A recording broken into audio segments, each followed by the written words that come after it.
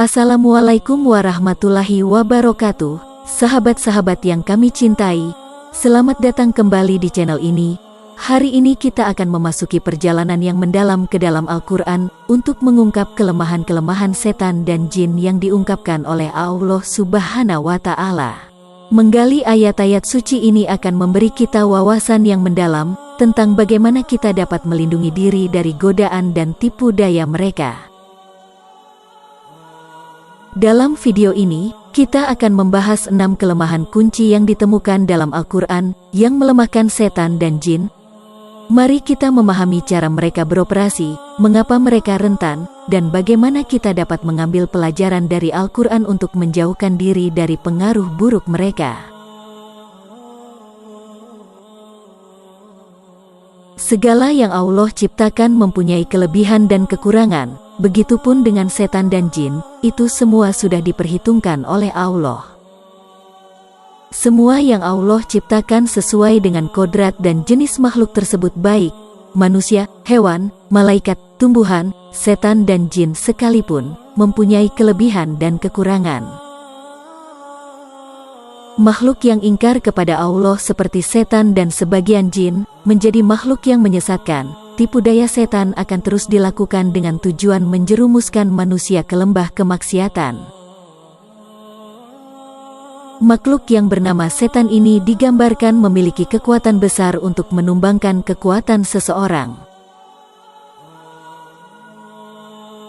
Dikisahkan bahwa setiap hari setan mengirim pasukan buat menarik hati manusia supaya berbuat kejahatan. Meski terlihat begitu kuat, namun hakikat setan dan tipu dayanya bersifat lemah.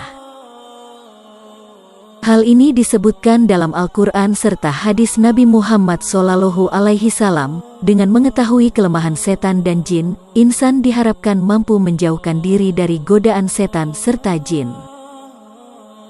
Kelemahan pertama setan adalah oleh orang yang beriman kepada Allah.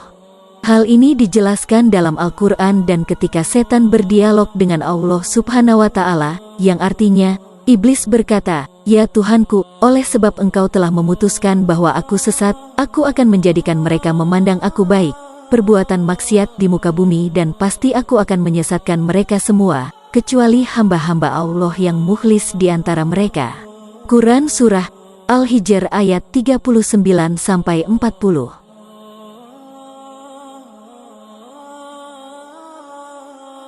Ahli tafsir mengatakan bahwa ayat tersebut menerangkan setan itu bisa menguasai manusia karena dosa-dosa yang dilakukan.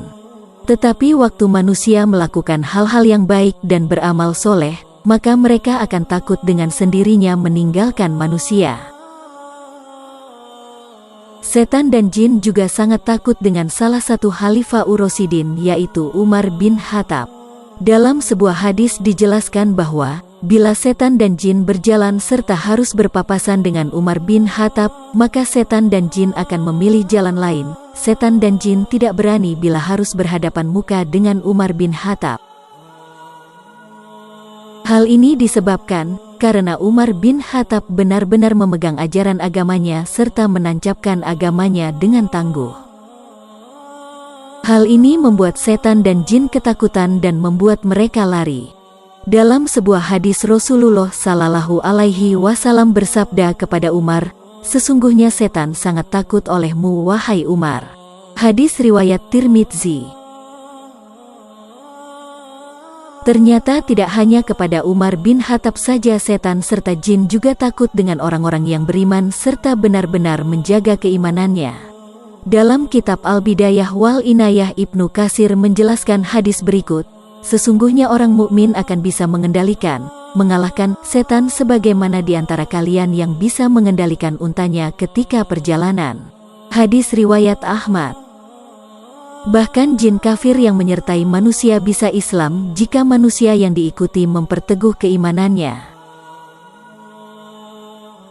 Hal ini sebagaimana disebutkan dalam sebuah hadis, Rasulullah SAW bersabda, "Tidak ada seorang pun kecuali ia disertai oleh seorang korin, penyerta dari jin, dan korin, penyerta dari malaikat."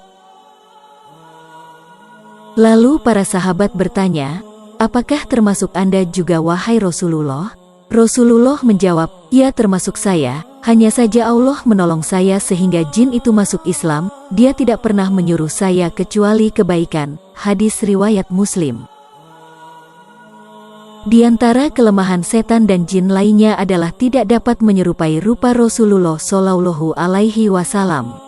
Sehingga jika seseorang bermimpi bertemu dengan Rasulullah Shallallahu Alaihi Wasallam dan memiliki ciri-ciri sesuai literatur yang menggambarkan Nabi Allah ini, maka hal itu benar-benar Rasulullah. Dalam hadis sahih dijelaskan Rasulullah Shallallahu Alaihi Wasallam bersabda, "Barang siapa yang bermimpi melihatku, maka dia sungguh telah melihatku karena setan tidak dapat menyerupaiku." Hadis riwayat Muslim.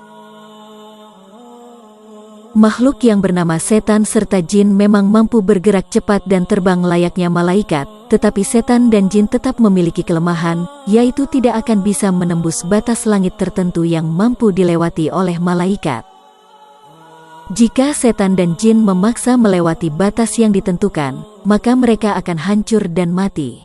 Karena itu pula kelemahan setan dan jin tidak dapat mengetahui dan mencuri informasi dari langit, sehingga apa yang dibisikkan ke tukang ramal dan dukun adalah kebohongan semata. Selanjutnya kelemahan setan dan jin juga tidak bisa memasuki pintu yang ditutup dengan menyebut nama Allah. Dalam sebuah hadis Rasulullah Shallallahu Alaihi Wasallam bersabda yang artinya, "Tutuplah pintu-pintu dan sebutlah nama Allah ketika menutupnya, karena setan tidak akan membuka pintu yang ditutup dengan menyebut nama Allah. Tutuplah tempat air minum dan bejana-bejana kalian sambil menyebut nama Allah meskipun kalian hanya menyimpan sesuatu di dalamnya, dan ketika hendak tidur matikanlah lampu-lampu kalian." Hadis riwayat Muslim. Jin takluk kepada Nabi Sulaiman. Di antara mukjizat Nabi Sulaiman adalah dapat menaklukkan jin dan setan sehingga semuanya dapat bekerja atas perintahnya. Hal ini sebagaimana ditegaskan dalam ayat Al-Quran Surat Sa'ad ayat 36 dan 38 yang artinya, "Kemudian kami tunjukkan angin yang berhembus dengan baik kemana saja yang dia kehendaki, dan tunjukkan pula kepadanya setan-setan ahli bangunan penyelam dan setan-setan lain yang terikat dalam belenggu." Quran Surah Sa'ad ayat 36-38. Terima kasih telah menonton video kami tentang 6 kelemahan setan dan jin yang terungkap dalam Al-Quran. Semoga konten ini bermanfaat untuk meningkatkan pemahaman kita tentang musuh utama kita dalam perjalanan kehidupan ini. Jangan lupa untuk selalu berlindung kepada Allah dan terus belajar dari ajarannya. Mari bersama-sama mencapai kebaikan dan menjauhi kejahatan. Sampai jumpa di video Islami kami berikutnya. Wassalamualaikum warahmatullahi wabarakatuh.